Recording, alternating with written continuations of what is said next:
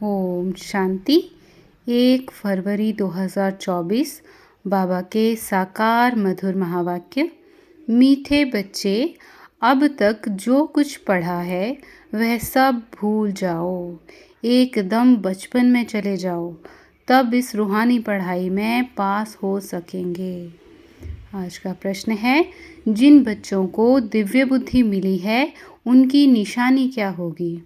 उत्तर, वे बच्चे इस पुरानी दुनिया को इन आँखों से देखते हुए भी नहीं देखेंगे। उनकी बुद्धि में सदा रहता है कि यह पुरानी दुनिया खत्म हुई कि हुई।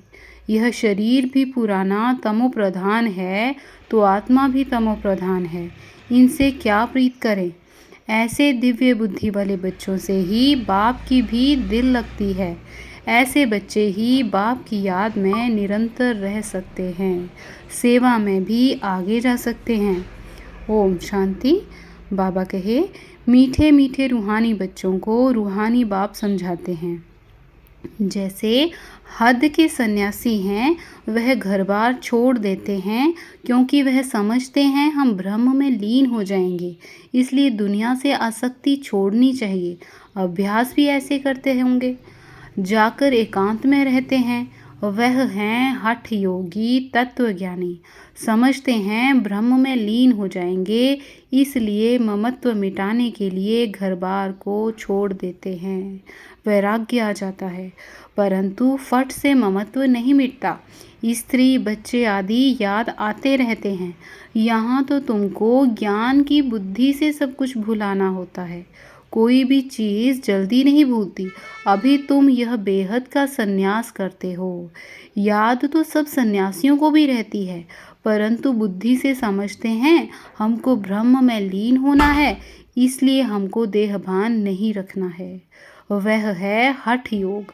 समझते हैं हम यह शरीर छोड़ ब्रह्म में लीन हो जाएंगे। उनको यह पता ही नहीं कि हम शांति धाम में कैसे जा सकते।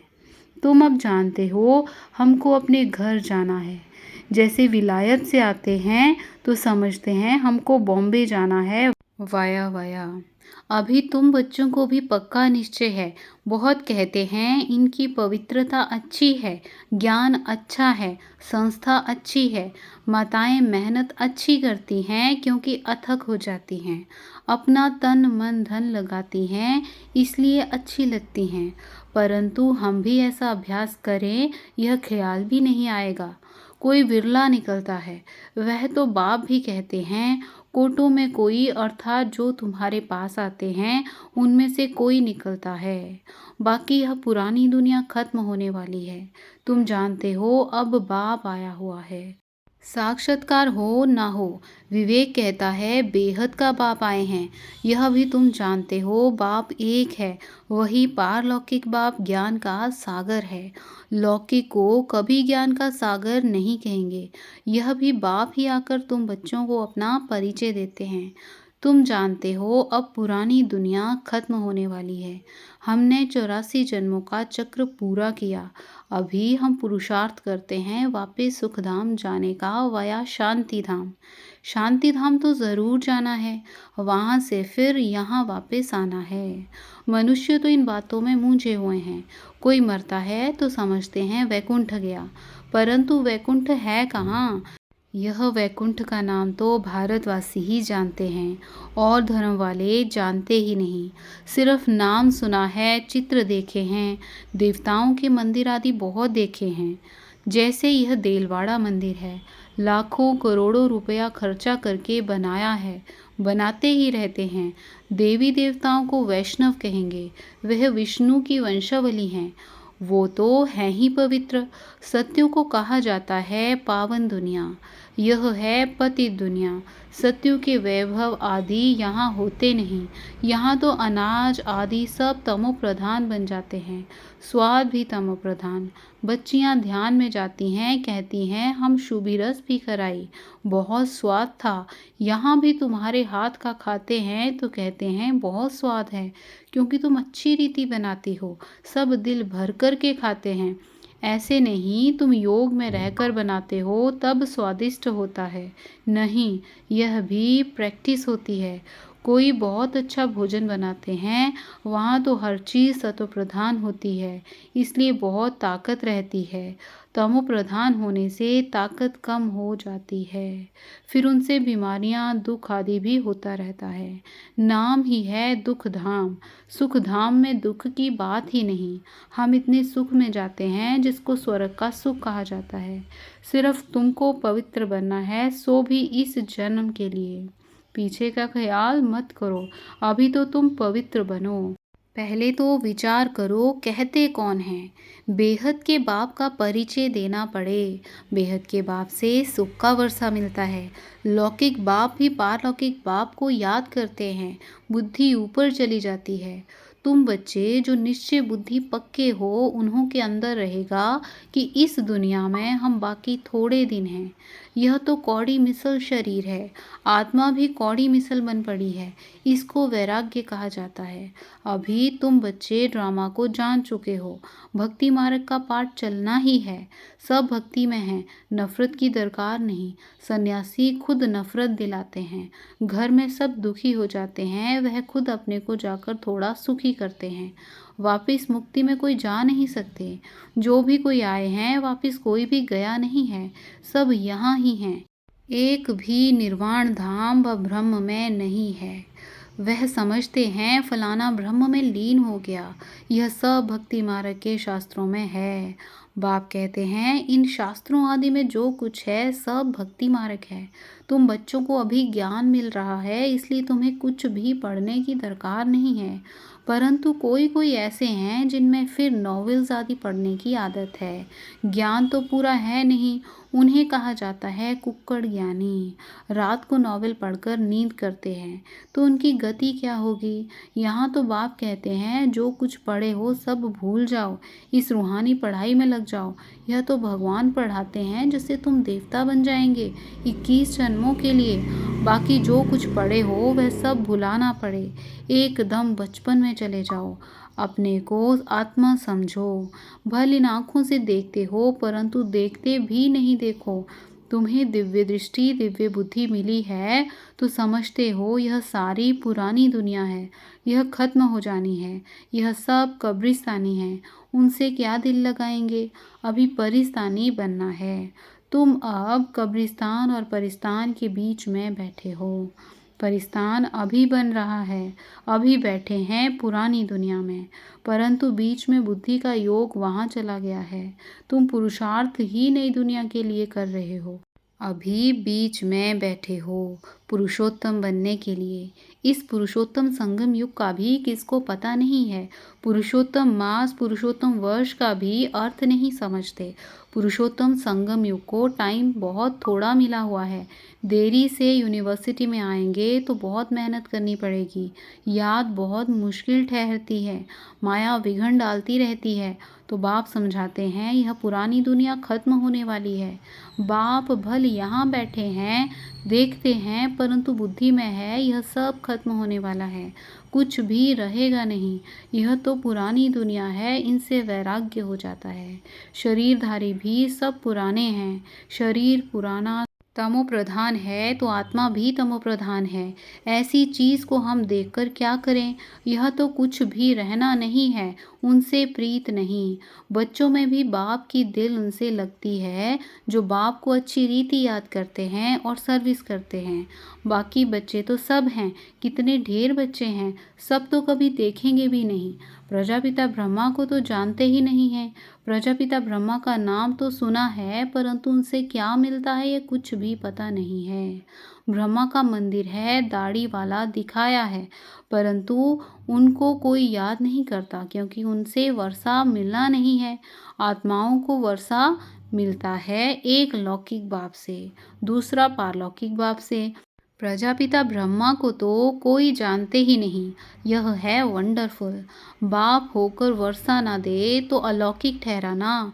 वर्षा होता ही है हद का और बेहद का, बीच में वर्षा होता नहीं। भल प्रजापिता कहते हैं, परंतु वर्षा कुछ भी नहीं। इस अलौकिक बाप को भी वर्षा पारलौकिक से मिलता है, तो यह फिर देंगे कैसे। पारलौकिक बाप इनके थ्रू देता है, यह है रथ। इनको क्या याद करना है? इनको खुद भी उस बाप को याद करना पड़ता है।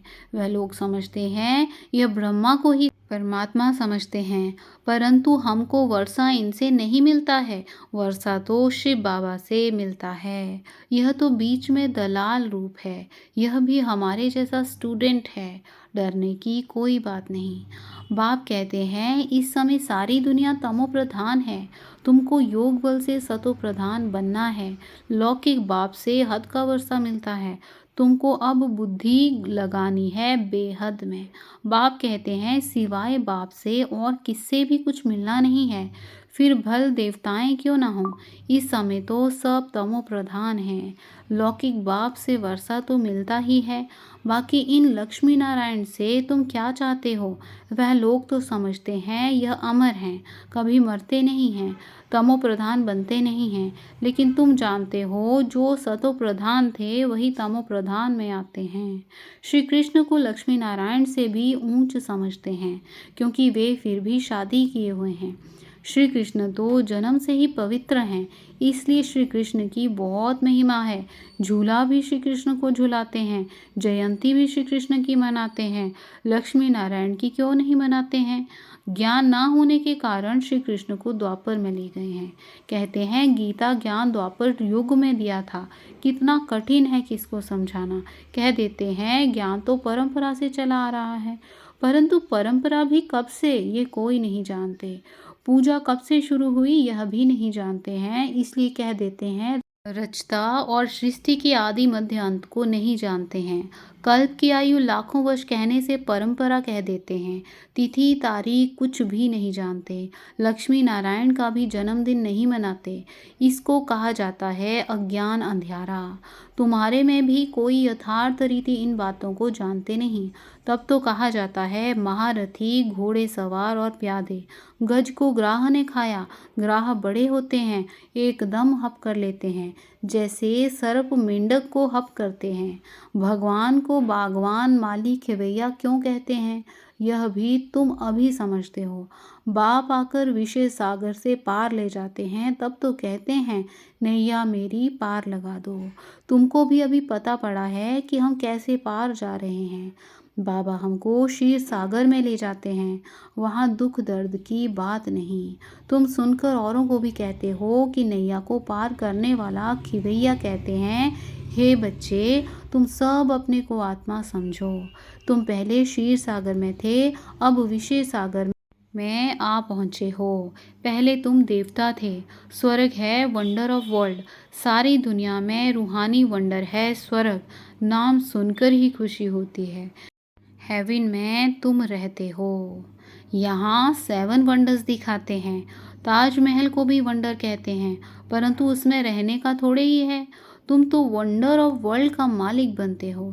तुम्हारे रहने के लिए बाप ने कितना वंडरफुल वैकुंठ बनाया है। 21 जन्मों के लिए पद्मा पदमपति बनते हो, तो तुम बच्चों को कितनी खुशी होनी चाहिए। हम उस पार जा रहे हैं। अनेक बार तुम बच्चे स्वर्ग में गए होंगे, यह चक्र तुम लगाते ही रहते हो। पुरुषार्थ ऐसा करना चाहिए जो नई दुनिया में हम पहले पहले आएं। पुराने मकान में जाने की दिल थोड़ी होती है। बाबा जोर देते हैं पुरुषार्थ कर नई दुनिया में जाओ। बाबा हमें वंडर ऑफ वर्ल्ड का मालिक बनाते हैं, तो ऐसे बाप को हम क्यों नहीं याद करेंगे। बहुत मेहनत करनी है, इसको देखते भी नहीं देखो। बाप कहते हैं भल मैं देखता हूँ, परंतु मेरे में ज्ञान है, मैं थोड़े रोज़ का मुसाफिर हूँ। वैसे तुम भी यहाँ पाठ बजाने आए हो, इसलिए इससे ममत्व निकाल दो। अच्छा, मीठे मीठे सीखिलते बच्चों प्रति माता पिता बाप दादा का याद प्यार और गुड मॉर्निंग। रूहानी बाप की रूहानी बच्चों को नमस्ते। हम रूहानी बच्चों की रूहानी माता पिता बाप दादा को याद प्यार गुड मॉर्निंग और नमस्ते। शुक्रिया बाबा, शुक्रिया। धारणा के लिए मुख्य सार बाबा कहे रूहानी पढ़ाई में सदा बिजी रहना है, कभी भी नॉवेल्स आदि पढ़ने की गंदी आदत नहीं डालनी है। अब तक जो कुछ पढ़ा है उसे भूल बाप को याद करना है। इस पुरानी दुनिया में स्वयं को मेहमान समझकर रहना है, इससे प्रीत नहीं रखनी है, देखते भी नहीं देखना है। आज का वरदान, हिम्मत और उमंग उत्साह के पंखों से उड़ती कला में उड़ने वाले तीव्र पुरुषार्थी भव। विश्लेषण, उड़ती कला के दो पंख हैं, हिम्मत और उमंग उत्साह। किसी भी कार्य में सफलता प्राप्त करने के लिए हिम्मत और उमंग उत्साह बहुत ज़रूरी है। जहाँ उमंग उत्साह नहीं होता वहाँ थकावट होती है और थका हुआ कभी सफल नहीं होता। वर्तमान समय के अनुसार उड़ती कला के सिवाय मंजिल पर पहुँच नहीं सकते, क्योंकि पुरुषार्थ एक जन्म का और प्राप्ति 21 जन्म के लिए ही नहीं, सारे कल्प की है। तो जब समय की पहचान स्मृति में रहती है तो पुरुषार्थ स्वतः तीव्र गति का हो जाता है। आज का स्लोगन, सर्व की मनोकामनाएं पूर्ण करने वाले ही कामधेनु हैं। सर्व की मनोकामनाएं पूर्ण करने वाले ही कामधेनु हैं। अच्छा, ओम शांति, ओम शांति।